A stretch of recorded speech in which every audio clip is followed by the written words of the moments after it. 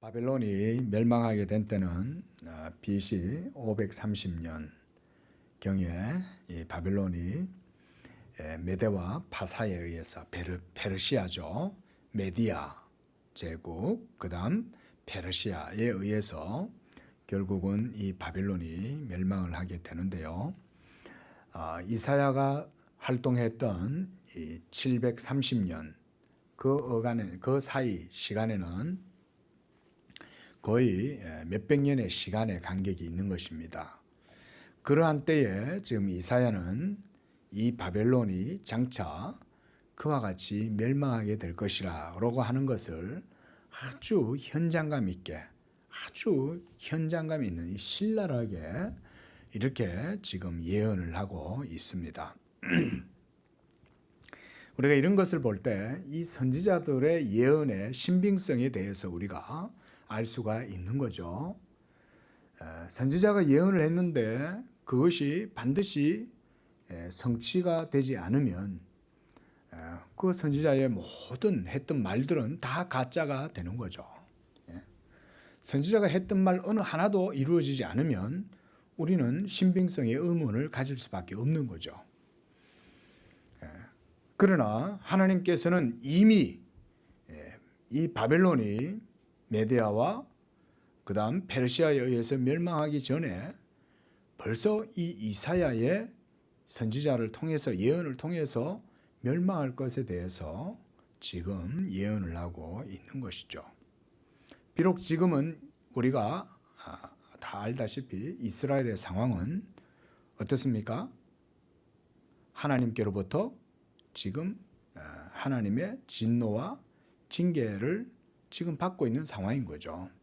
그래서 지금 아수르가 북이스라엘을 공격하고, 그리고 또 남유다도 북이스라엘이 또 아람 왕과 손을 잡고 이렇게 또 공격하고, 이러면서 지금 남유다도 상당히 정치적으로 여러 가지 어려움을 겪는 바로 그러한 때에 하나님께서는 바벨론의 멸망에 대해서 얘기를 하고 계시는 겁니다.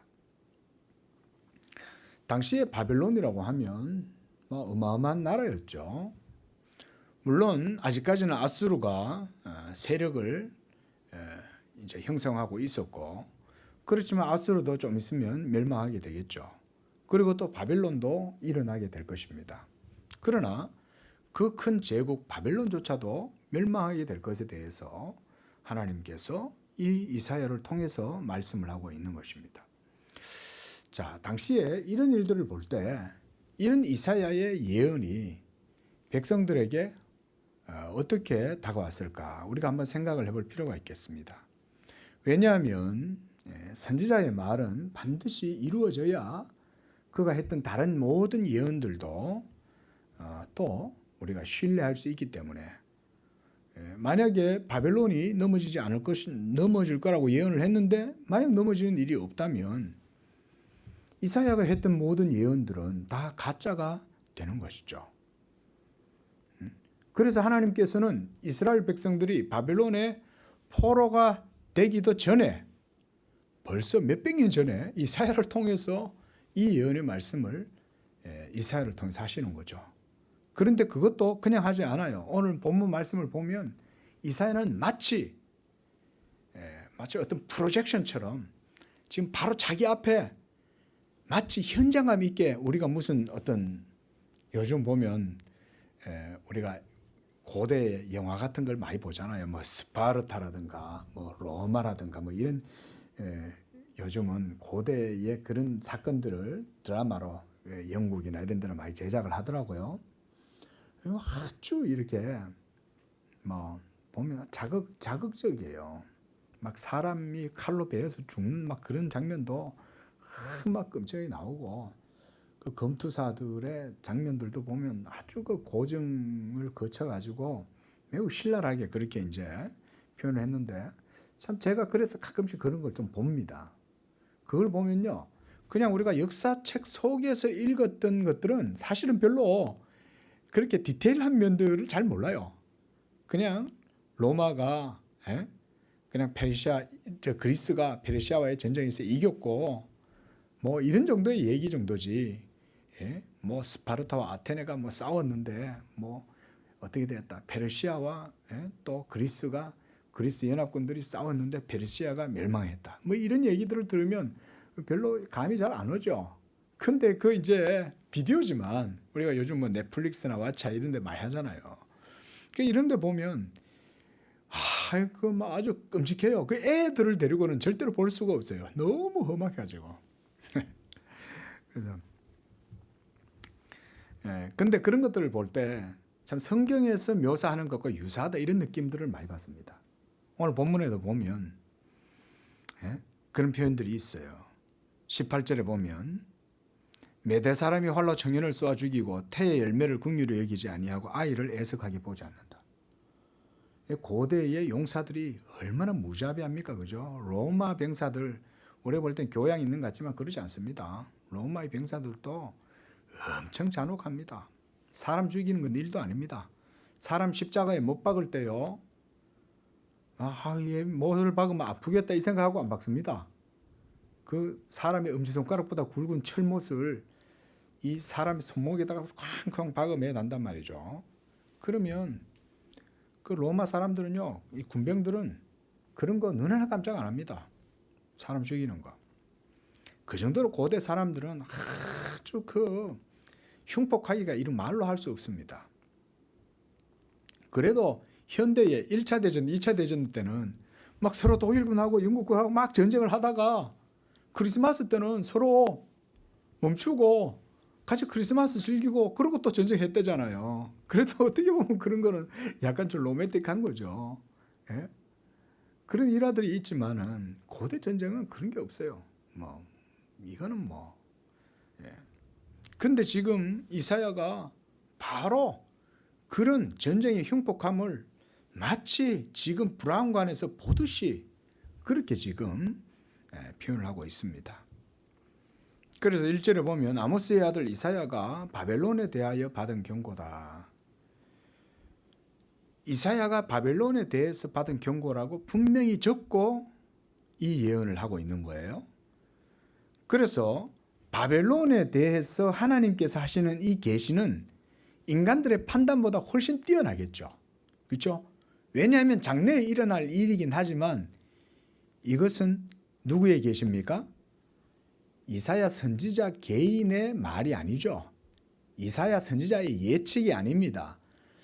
역사를 주관하시는 하나님에 의해서 이미 하나님이 마음에 결정하고 하나님께서 반드시 그렇게 행하실 것이라고 하는 그 뜻을 이사야에게 보여주신 거죠. 그러니까 이사야는 성령의 감동을 받아가지고 장차 바벨론이 하나님의 진노로 말미암아 멸망당하게 될 것에 대해서 마치 우리가 요즘 비디오를 보듯이 눈앞에서 그대로 펼쳐지는 것이죠. 그러니까 당시에 이스라엘 백성들은 아수르도 두려워하고 거대 제국 바벨론도 두려워하고 저 애굽도 두려워했잖아요. 예? 그런데 하나님께서 그 이스라엘 백성들에게 누구를 두려워하라는 겁니까? 역사의 주관자이신 하나님을 두려워해라는 거 아니에요.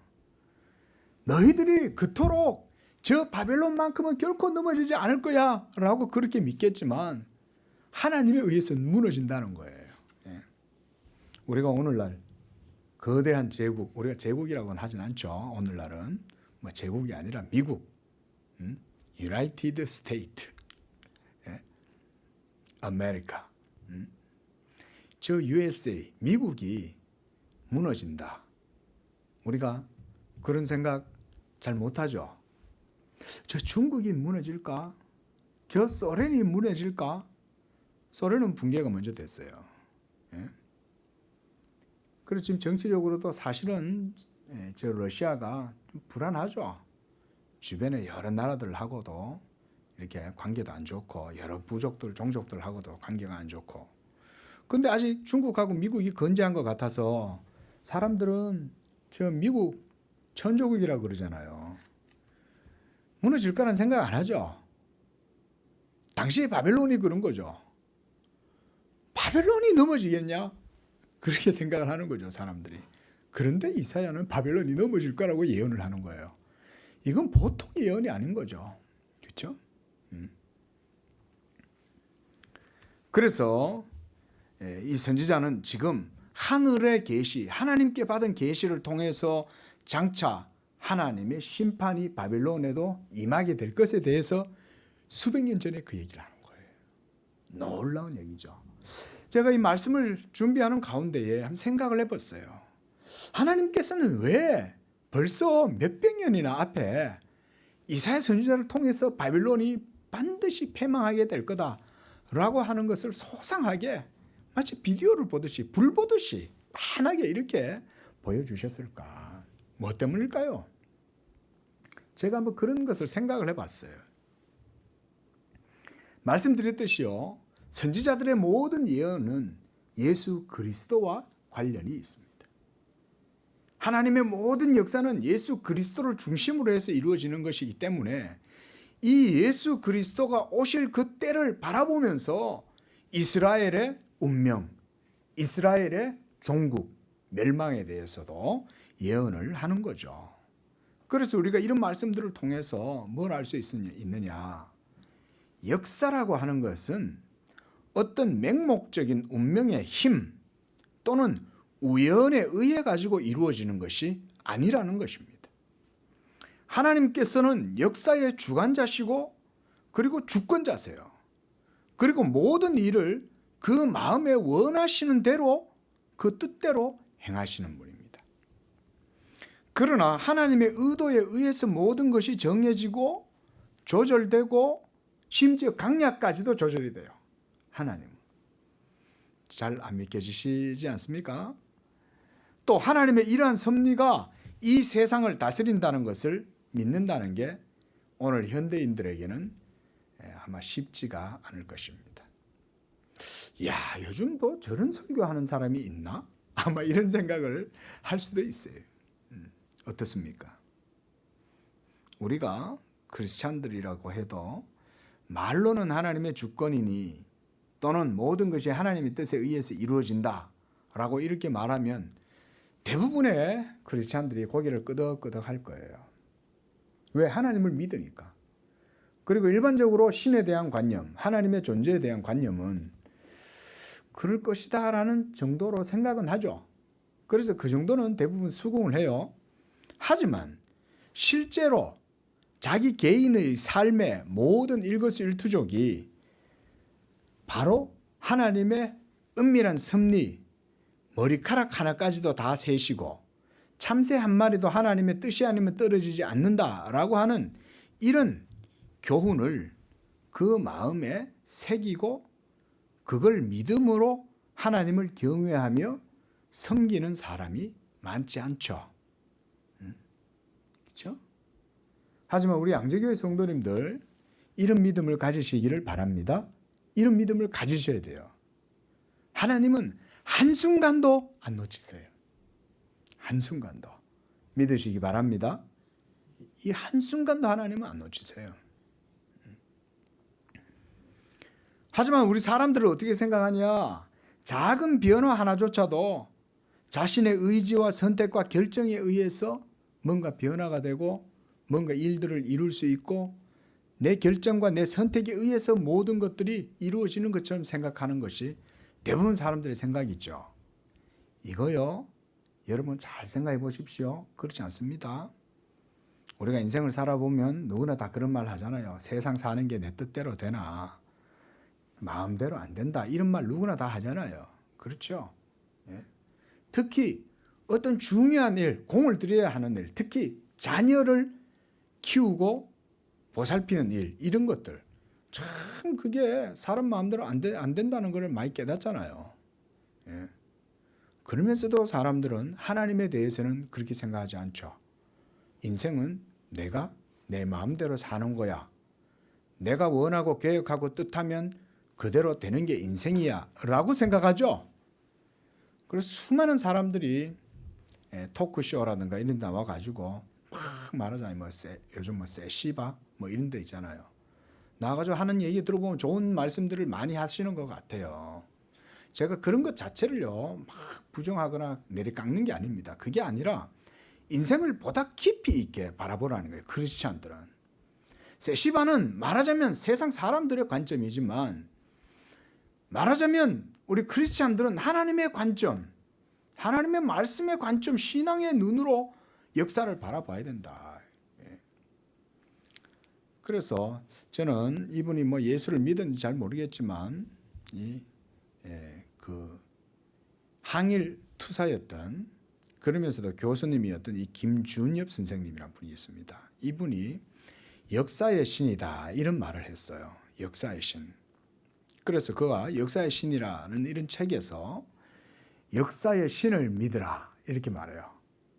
그래서 정의와 선, 진리는 반드시 승리하게 된다 라고 하는 이런 말을 남겼어요. 그 왜냐? 역사의 신이 있기 때문에. 비록 그가 하나님을 믿는 유실론자였는지는 모르겠지만 그의 역사인식은 인간이 역사의 주체가 아니라 보이지 아니하는 손에 의해서 역사의 정의, 선, 진리가 있기 때문에 반드시 불의함과 광포한 나라, 광포한 세력들은 일어난다 해도 진리가 승리한다는 거죠. 히틀러 어떻습니까? 결국 자살해 죽죠. 그리고 히틀러와 함께 나치당들 그리고 독일 사람들 수많은 물론 모든 독일인들이 다 그러진 않았지만 수많은 독일인들이 전쟁에 다 가담했죠. 하이 히틀러 하면서 전부 다 광기에 사로잡혀 버렸죠. 악마의 마수에 빠진 거 아닙니까? 저 일본은 어떻습니까? 이 태평양 지역을까지도 전부 다 장악하려고 미국까지 건드는 거 아니에요. 그냥 아시아 지역만, 동아시아 지역만 쫙 이렇게 해갖고 중국까지만 먹어도 괜찮았어요.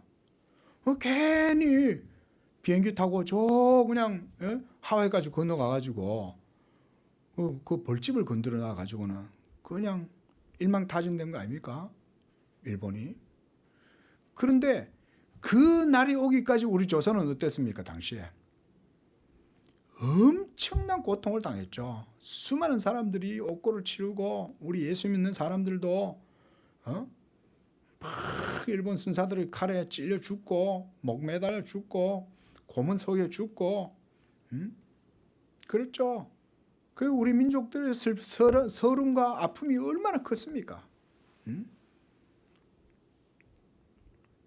메마른 땅에 이 얼어붙은 땅에도 봄은 오는가? 빼앗긴 들에도 봄은 오는가? 이 민족 정신을 그렇게 다들 묘사한 거 아니에요. 그런데 어떻습니까? 왔죠. 왔죠. 김준혁 선생님 말대로 역사의 심판이 이루어졌죠. 왜냐하면 공의와 정의와 선이 살아있기 때문에 그런 거예요.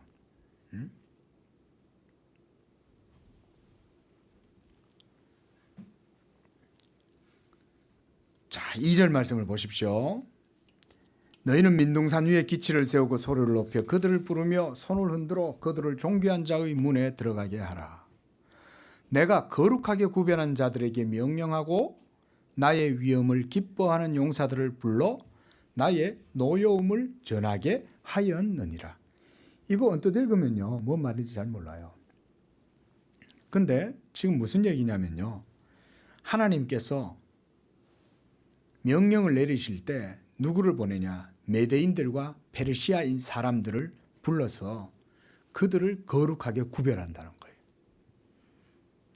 그리고 민둥산 위에 기치를 세운다는 얘기는 산 위에다가 기치를 세우면 어떻게 됩니까? 잘 보이죠. 민둥산 위에다가 하나의 깃발이 서 있는 거예요. 그러니까 그 산 아래에 있는 사람들은 멀리서도 그 깃발을 볼 수 있다는 거죠. 그렇죠? 근데 이 깃발은 누가 세웠어요? 하나님이 세우신 거예요. 그리고 하나님이 이 깃발을 세우고는 어떻게 하냐? 모든 병사들아 다 모여라. 그러면서 손을 흔들어 그들을 존귀한 자의 문에 들어가게 해라고 그러는 거예요. 하나님께서 이방의 열국의 광폭한 흉폭한 이방 민족들을 다 이 기치를 세워서 그리로 군호를 보내 신호를 보내가지고 다 불러 모으는 거예요. 마치 장교가 호로록 하고 명령을 내리면 호루라기를 불면 아니면 고대는 나팔을 불면 어떻습니까? 그 군호를 따라가지고 전부 다 병사들이 모이잖아요.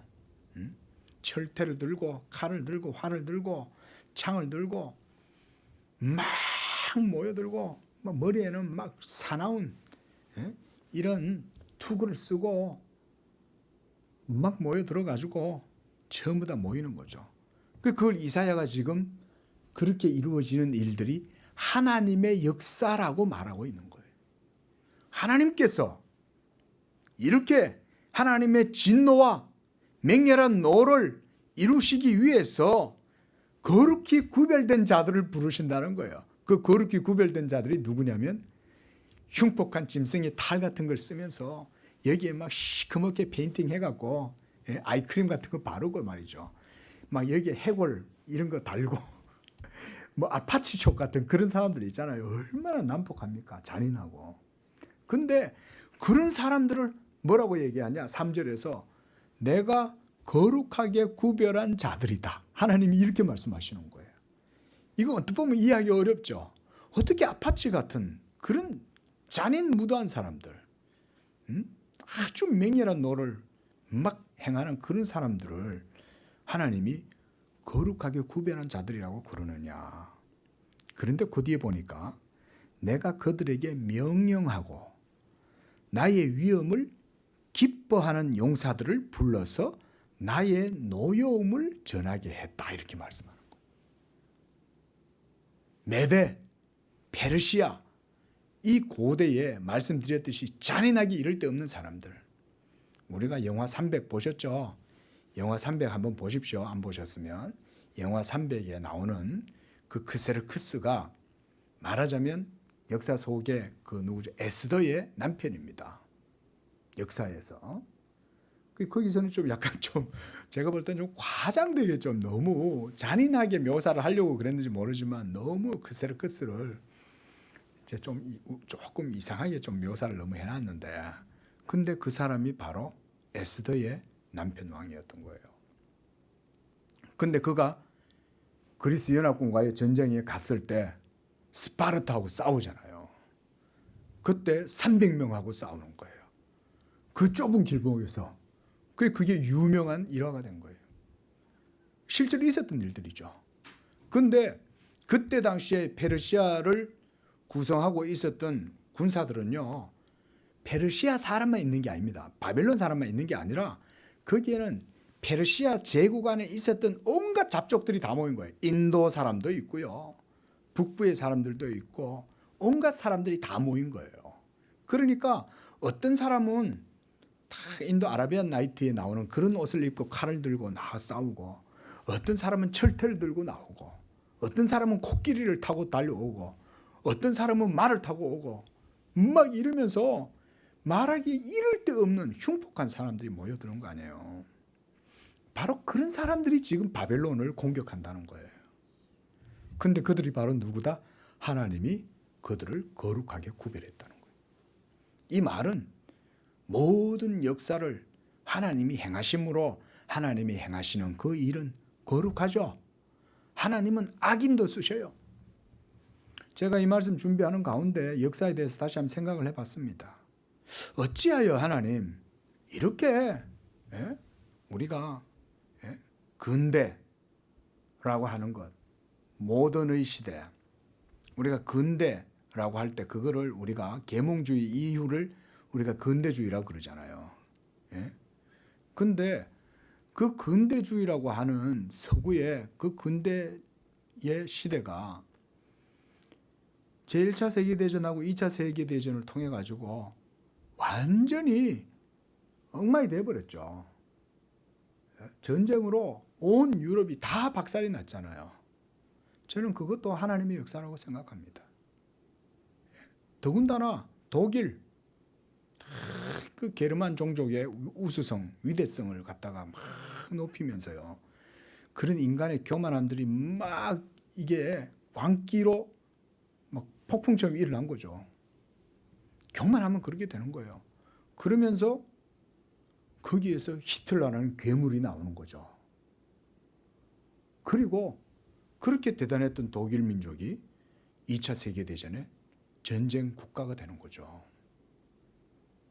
저는 그걸 통해서 이렇게 생각해요.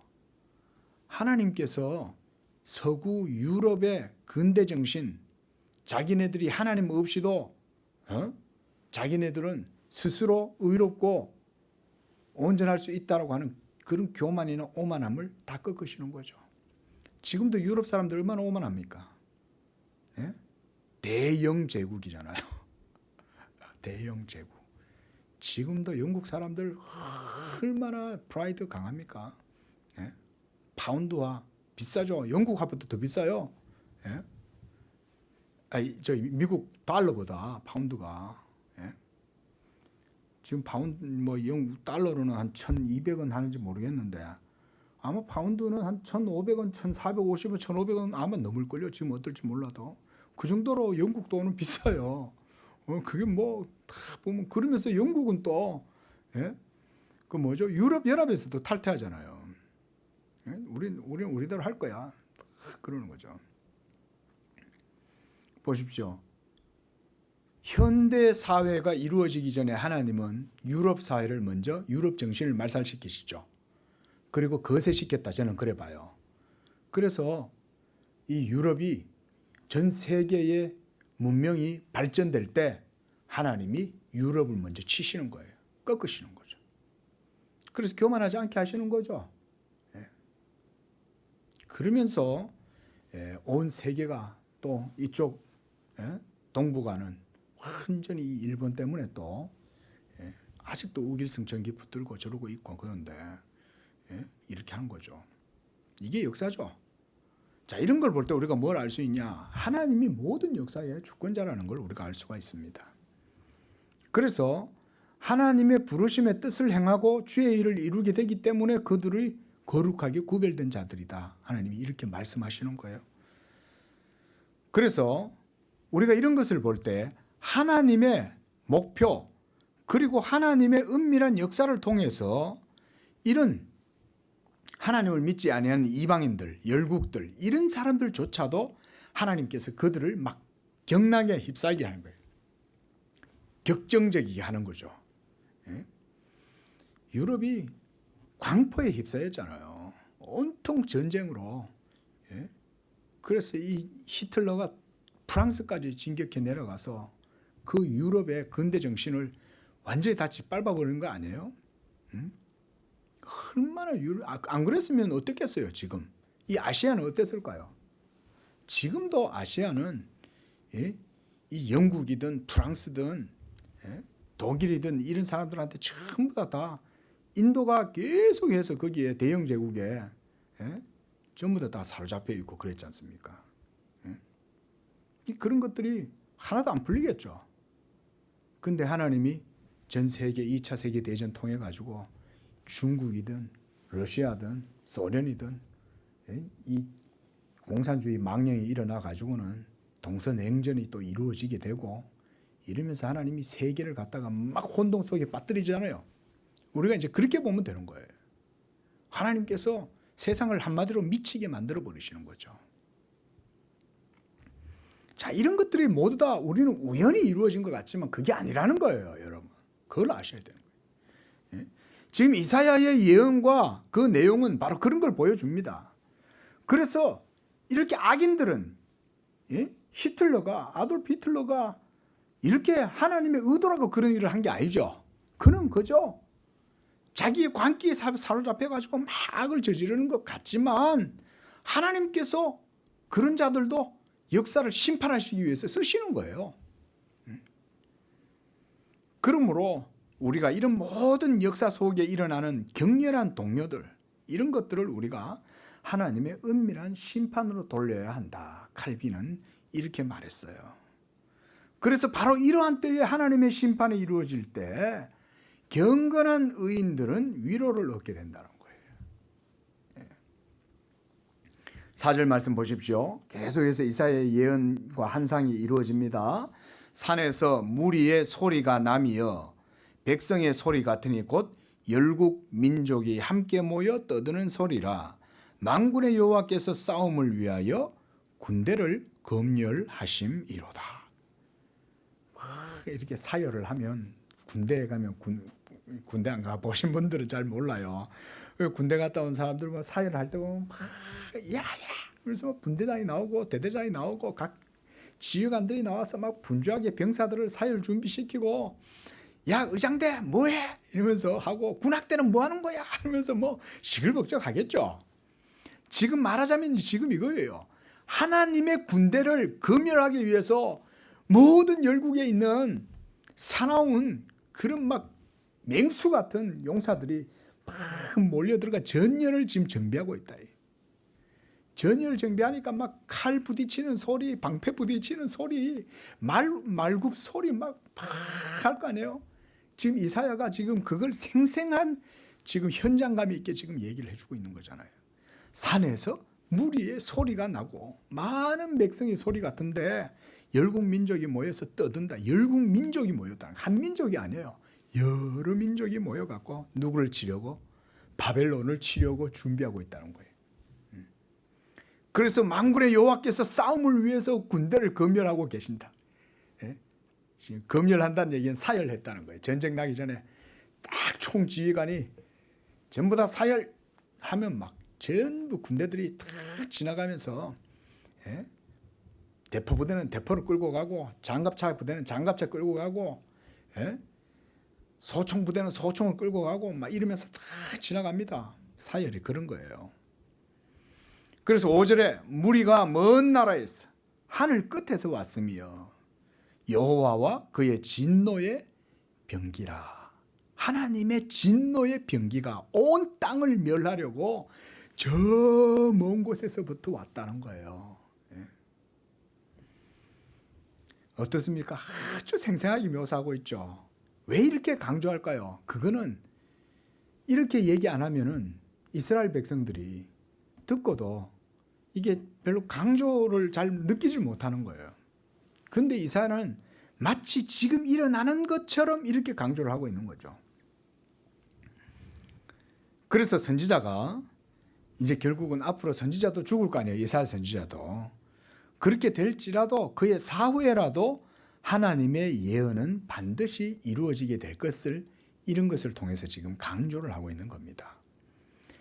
이미 벌써 이사야 시대 때부터 하나님의 예언은 바벨론을 향한 하나님의 심판은 벌써 준비되고 있었던 거죠.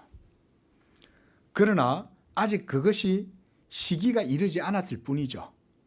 그동안 바벨론은 온 세계를 제패하고 교만해서 악을 행하였고 많은 약소국들을 짓밟았으며 유린하면서 하나님 앞에 죄악을 쌓고 있을 때 하나님께서는 반드시 그 바벨론의 모든 악을 심판하실 것에 대해서 말씀하고 있어요. 이렇게 말씀하신 것은 또한 이스라엘을 위해서도 이렇게 예언을 하시는 거죠. 왜냐? 이스라엘이 장차 바벨론의 포로로 끌려갈 거 아니에요. 그러니까 이미 하나님은 수백 년 전부터 장차 자기 백성들이 바벨론에 끌려가서 포로가 되어서 거기에서 고통당하실 것을 아시고 미리 예언을 하시는 거죠. 자, 여러분, 이와 유사한 사건이 이 바벨론 사건 이전에 언제 있었습니까? 생각나세요? 바로 아브라함을 통해서 하나님께서 이스라엘 백성들이 애굽에서 400년 동안 종살이 할 것에 대해서 말씀해 주신 거죠. 그렇죠? 400년 전에 아브라함아, 네 백성이 이방에 객이 되어 400년 동안 종살이 하게 될 것이다. 그거를 하나님이 벌써 아브라함에게 보여주셨죠. 그리고 나서 400년 후가 되면 내가 그들을 벌할 것이다. 이렇게 말씀합니다. 그리고 또한 약속의 땅 가나안으로 다시금 이 땅으로 돌아오게 할 것이다. 그러면서 성경은 뭐라 그래요? 거기에다가 아직 아모리 족속의 죄악이 관영하지 않았기 때문이다.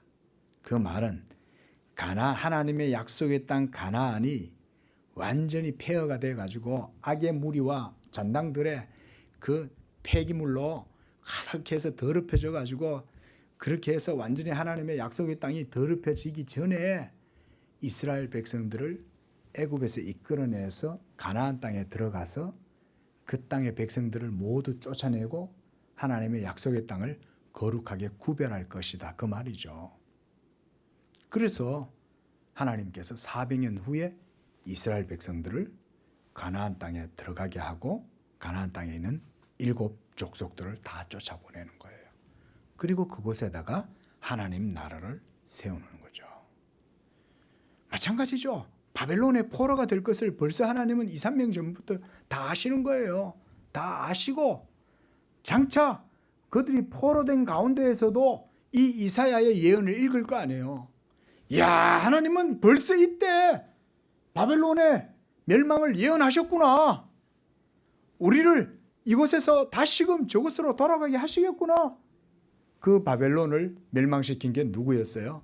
바로 페르시아의 고레스였죠. 기루스. 우리가 기루스라고 그래요. 고레스. 고레스에 의해서 여러분 이 바벨론이 멸망하고 페르시아가 서게 되는 거 아닙니까? 그 이 고레스가 페르시아가 딱 제국이 등극하게 될 때 그때까지 페르시아가 바벨론을 이길 것이라고는 생각도 못했어요. 그런데 이 연약했던 페르시아가 일어나가지고, 제가 요즘 고레스에 관한 책을 이제 읽고 있는데 참 하나님이 이 고레스를 준비시키신 과정이 놀라운 거예요. 그 역사적인 문헌들이 있어요. 근데 이 고레스가 나중에 정말 이름 없는 정말 은둔의 그런 존재였는데 딱 그가 역사의 전면에 부각이 되면서 이 왕으로 등극을 하는 거 아니에요. 그러면서 그가 이사야와 예레미야의 이런 글들을 그 바벨론의 궁에 있던 문서를 읽고 그가 하나님이 자기를 세웠다는 것을 알게 된 거예요. 자, 6절에 다 그런 말씀드립니다. 지금부터는 너희는 애곡할지어다. 여호와의 날이 가까웠으니 전능자에게서 멸망이 임할 것이미로다. 그러므로 모든 손에 힘이 풀리고 각 사람의 마음이 녹을 것이다. 그들이 놀라며 괴로움과 슬픔에 사로잡히고 해산에 임박한 여자같이 고통하고 서로 보고 놀라며 얼굴이 불꽃 같으리로다. 참, 이 세상에 전쟁이 일어날 때는요, 그래서 인간에 의해서 제멋대로 일어나는 것 같아도 여러분 그것이 아닙니다. 이러한 우리가 역사의 이해를 가져야 됩니다. 역사의 수레바퀴는 인간의 만행에 의해서 제멋대로 이루어지는 것 같아도 결코 그것이 아니에요. 다 하나님의 섭리에 의해서 이루어진다는 것입니다. 그래서 우리가 이런 말이 있잖아요. 인간은 악을 저지를지라도 하나님은 하나님의 일을 하신다는 거예요. 그래서 하나님이 악한 자를 사용하신다고 해서 하나님이 악을 행하시는 것은 아니에요. 이게 우리가 기독교의 하나님의 섭리에 대한 이해입니다. 하나님은 히틀러를 쓰시는 거예요. 살인마들을 쓰시는 거예요. 그런데 그들을 통해서 하나님이 악을 저지르시는 게 아니라 그 악한 자들은 자기들의 악한 대로 악을 행하는 거예요. 그래서 뿌린 대로 거둔다. 우리가 인과 응보, 자업자득 이런 말이 있잖아요. 예? 이런 말들이 그래서 바로 그런 역사 인식들 우리가 보여주는 거죠. 이 세상 사람들도 그런 생각은 다 해요. 그 우리 성도들은 그러면 어떤 믿음을 가져야 되겠어요? 하나님의 말씀으로 모든 세계가 지어졌으면 그걸 고백한다면 그러면 또한 모든 세계가 유지되고 보존되는 것도 하나님의 말씀으로 이루어진다고 우리가 믿어야죠. 그렇지 않습니까?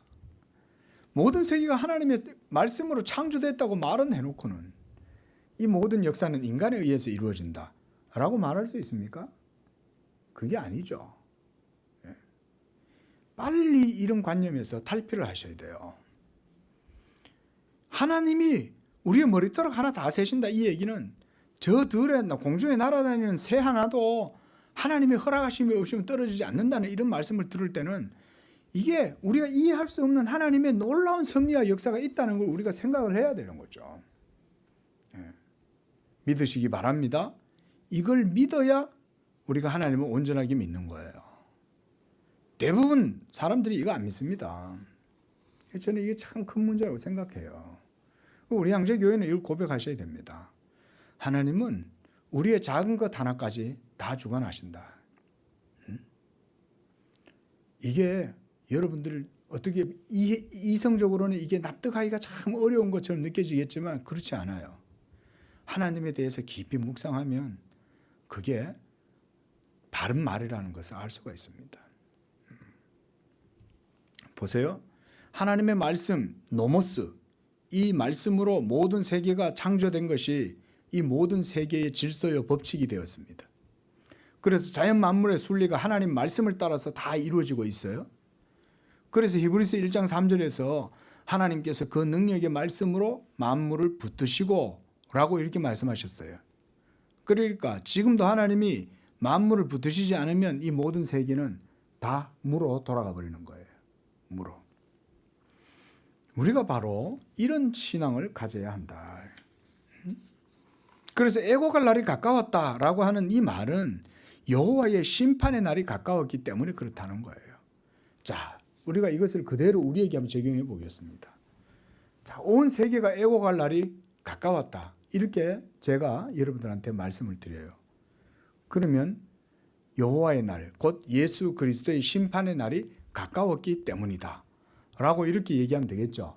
그런데 이 말을 벌써 2000년 전에 사도들이 했죠. 벌써 사도들이 보라, 주 예수께서 혁혁한 위세와 권능으로 이 땅에 임하실 것이고 보라, 그날이 되면 이 세상의 온갖 모든 악인들은 통곡하고 애곡할 날이 올 것이다. 자, 2000년 전에 그때 사도들은 이 얘기를 했죠. 그런데 지금 2000년이 지난 오늘날 남상수 목사도 이 세상을 향하여서 그렇게 말하는 거예요. 애통하고 애곡할 날이 올 것이다. 그러나 하나님을 믿는 경건한 사람들에게는 그날은 기쁨이요 즐거움의 날이지만 하나님을 믿지 않은 자들에게는 하나님의 심판의 날이 될 것이다. 라고 동일하게 얘기하는 것과 같은 거죠. 그래서 9절에 보면 보라, 여호와의 날 곧 잔혹히 분냄과 맹렬히 노하는 날이 이르러 땅을 황폐하게 하고 그 중에서 죄인을 멸할 것이며 하늘의 별과 별무리가 그 빛을 내지 않고 해가 돋아도 어두우며 달이 그 빛을 비추지 아니할 것이다. 이 말씀을 요엘 선지자도 동일하게 얘기했어요. 2장 31절에 보면 여호와의 크고 두려운 날이 이르기 전에 해가 어두워지고 달이 핏빛같이 변할 것이다 라고 했는데 바로 이 여호와의 날이 예수 그리스도로 말미암는 심판의 날이에요. 그래서 여러분 다시금 말씀드리지만 예수 그리스도의 심판의 날은 믿는 자들에게는 구원의 날이지만 믿지 아니하는 자들에게는 심판의 날이 예수 그리스도의 날, 여호와의 날입니다. 어찌해요 그렇습니까? 아직은 구원의 문이 열려 있지 않습니까? 맞아요. 구원의 문이 열려 있어요. 그러할지라도 예수 그리스도의 구원의 은혜를 받는 것은 하나님께서 택하신 자들이 그 구원의 은혜를 받는 거예요. 그러니까 이미 하나님의 판단은 영원전부터 내려져 있는 거예요. 영원전부터 하나님의 판단이 내려져 있는데 그 판단이 확정된 날이 언제냐? 예수 그리스도의 날에 그것이 판단이 이루어지는 거예요. 그래서 예수 그리스도를 믿으세요. 믿으세요. 예수 믿으세요. 예수 믿으세요. 막 우리가 복음을 전해요. 그런데 복음을 멸시하고 교회를 핍박하고 예수 믿는 자들을 조롱하고 십자가의 도를 거역해요. 그러면 그들에 대한 하나님의 판단이 이미 내려져 있는 거예요.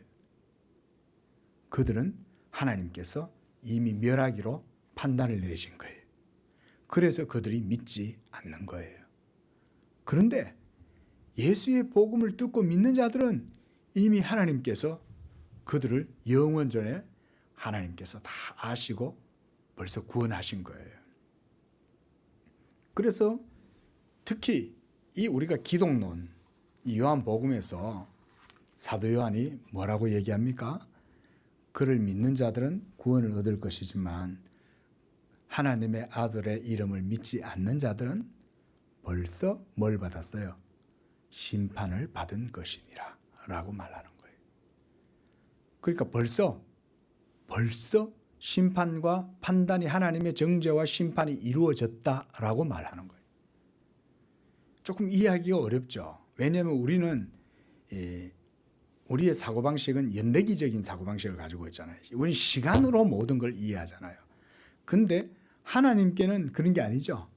하나님은 아직 이루어지지 않은 몇백 년 후의 일을 지금 일어나는 것처럼 선지자한테 지금 얘기하고 계시잖아요. 마찬가지로 예수 그리스도를 믿고 구원 얻는 이 기독교 2000년 역사를 통해서 이루어진 교회 역사도 하나님께서 예수 그리스도로 말미암아 세상을 심판하시는 역사였던 거죠. 그래서 하나님의 교회의 역사가 역사 가운데 이루어지는 과정 속에 하나님은 이 세상을 요동하게 하는 거예요. 때로는 지진도, 때로는 화산도, 때로는 핵폭발도, 때로는 1차, 2차 세계대전도, 몽골의 유럽까지의 진출까지도 나폴레옹이나 알렉산더나 막 이런 사람들이 일어나 가지고 막 이렇게 독일 제국까지 막 밀고 올라가고 러시아가 막 세계를 막 점령하고 막 이런 모든 역사들은 다 하나님 나라의 역사 가운데에 다 이루어지는 섭니다.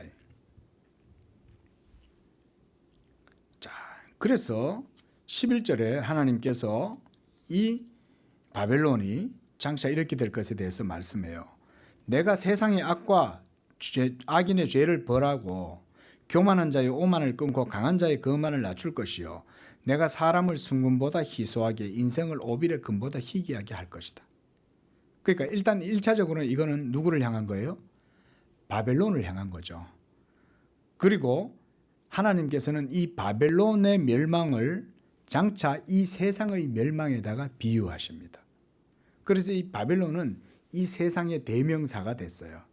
옛날에는 애굽이 세상의 대명사가 됐는데 이제는 바벨론이 부패하고 타락한 이 세속의 대명사가 되었습니다. 그래서 특히 이 요한계시록을 보면 이 바벨론을 이 죄악이 가득한 소돔과 고모라와 같은 그런 타락하고 부패한 세상의 대명사로 바벨론을 사용해요, 하나님이. 그래서 요한계시록 14장 8절을 보면요. 무너졌도다 무너졌도다 큰 성 바벨론이여 이렇게 말해요. 이미 사도 요한의 시대 때는 바벨론이 없어졌잖아요. 그런데 사도 요한은 계시를 통해서 바벨론이 무너졌도다 무너졌도다 그러는 거예요. 그때 바벨론은 누구겠어요? 세상을 말하는 거죠. 또 16장 19절에서도 만국의 성들도 무너지니 큰 성 바벨론이 하나님 앞에 기억하신 바 되어 그의 맹렬한 진노의 포도주잔을 받았다. 계시록 17장 5절 큰 바벨론이라 땅의 음녀들과 가정한 것들의 어미라 이렇게 말해요. 바벨론을. 그리고 18장 2절에 무너졌도다 무너졌도다 큰 성 바벨론이요 귀신의 처소와 각종 더러운 영이 모이는 것과 각종 더럽고 가증한 새들이 모이는 곳이 되었다. 바벨론을 한마디로 타락하고 부패한 악의 온상, 그 대명사가 바벨론인 거예요.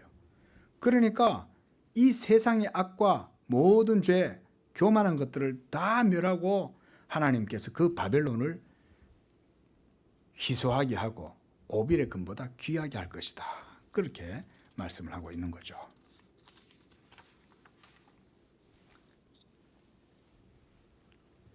자, 그러므로 우리가 이제 이 13절부터 마지막 절까지는 다 이 바벨론에 대한 하나님의 심판에 대해서 얘기를 하는데요.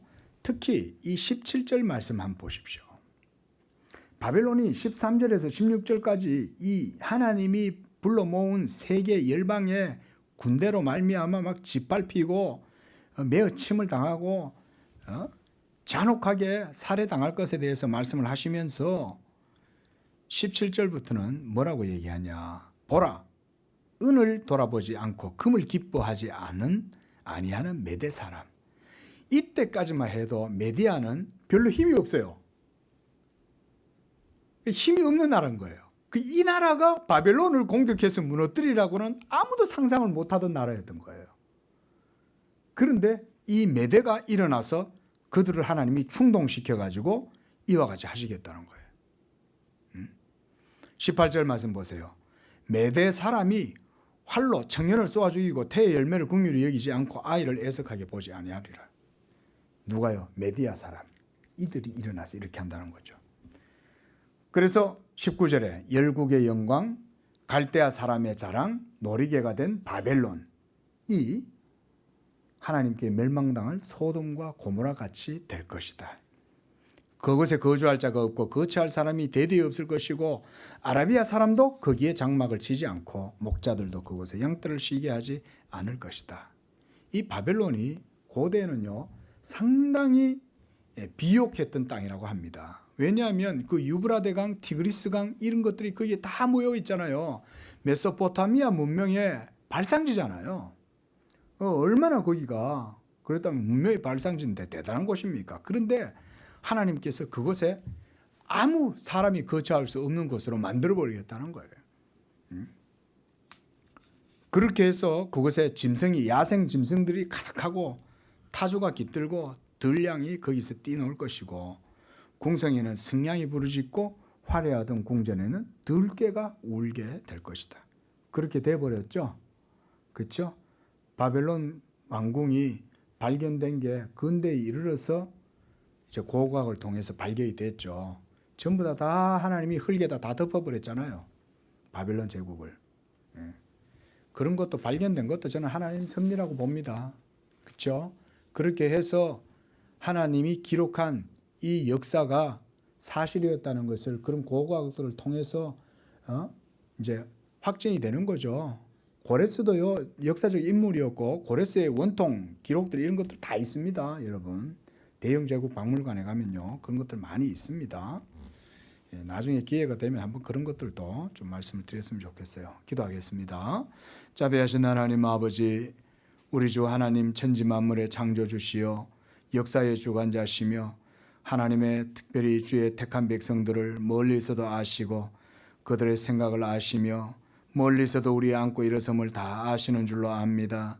하나님, 이 땅 바벨론 가운데 살아가는 우리 성도들, 그러나 역사의 주관자이신 하나님 예수 그리스도로 말미암아 모든 역사를 심판하시고 장차 우리 주 예수께서 이 땅에 오실 때 이 모든 나라와 민족을 멸하시고 심판하실 날을 바라보면서 우리도 이 땅 가운데서 살아갈 때 세상과 짝하지 아니하고 깨어서 기도하며 하나님 앞에 경건을 힘써 주의 날을 바라보는 가운데 아버지여 이 땅 가운데서 믿음으로 하나님께 영광 돌리는 삶을 살게 해 주시옵소서.